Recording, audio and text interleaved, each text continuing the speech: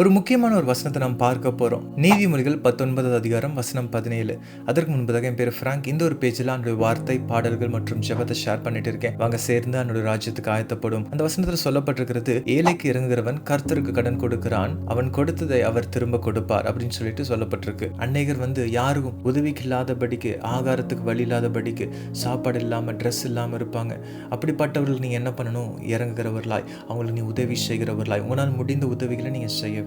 எனக்கே எவ்வளோ பிரச்சனையாக இருக்கு, அந்த பிரச்சனையை நான் பார்ப்பேனா இல்லை இவங்கள பார்ப்பேனா அப்படின்னு சொல்லி நீங்கள் யோசிக்காதீங்க. ஏன்னா இது கர்த்தருக்கு கொடுக்கிறதாய் காணப்படுகிறது. அப்போ அவர் கண்டிப்பாக உங்களுக்கு என்ன பண்ணுவார்? அதிகமாக உங்களுக்கு கொடுப்பார். உங்களை அதிகமாக நேசிக்கிறார். இயேசு கிறிஸ்துக்குள்ள இருந்த அந்த குணம் நமக்குள்ள இருந்து வெளிப்பட வேண்டும். கர்த்தர் இன்னும் அதிகமாக உங்களுக்கு என்ன பண்ணுவார்? உங்களுக்கு கையின் பிரயாசத்தை ஆசீர்வதித்து இன்னும் அன்னையருக்கு நீங்கள் உதவி செய்யும்படியாய் கர்த்தர் உங்களை ஆசீர்வதிப்பார். நான் என்னுடைய சமத்தில் ஒப்பு கொடுத்து ஜெபிப்போமா? அன்புள்ள பிதாவை நன்றியோடு துதிக்கிறேன், ஸ்தோத்திரிக்கிறேன். சப்பா இந்த நாளில் கூட தகப்பன் இந்த வசனத்தை கொடுத்து எங்களோட பேசுனதுக்கு நன்றி ராஜா.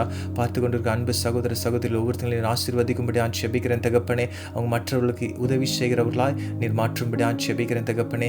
ஆண்டவரும் அன்பை மற்றவர்களுக்கு வெளிப்படுத்த உதவி செய்யுங்க ஆண்டவரே தகப்பனே. ஏழைகளுக்கு இறங்க கிருபை தரும்படி ஜெபிக்கிறேன் தகப்பனே. யாரெல்லாம் சோர்ந்து போயிருக்கிறாங்களோ, பலவீனப்பட்டு இருக்கிறாங்களோ, டிப்ரெஷன்ல இருக்கிறாங்களோ, லோன்லினஸ் இருக்கிறாங்களோ, ஒவ்வொருத்தங்களையும் விடுவிக்கும்படி ஜெபிக்கிறேன். இந்த நேரத்தில் உங்களுடைய வசனத்தினால் நீர் அவங்க ஆறுதல் படுத்தும்படி ஜெபிக்கிறேன் தகப்பன். நடப்பதெல்லாம் நன்மைக்கென்று அவங்க ஏற்றுக்கொள்ள கிருபை தரும்படி ஜெபிக்கிறேன். உங்களுடைய அன்பில் இன்னும் அதிகமாக அவங்க வளரட்டும் தகப்பன். அநேகருக்கு ஆசீர்வாதமாய் மாற்றுங்க. இயேசு கிறிஸ்துவின் மூலம் ஜெபிக்கிறேன் ஜீவனுள்ள தகப்பனே. ஆமென், ஆமென், ஆமென். God bless you.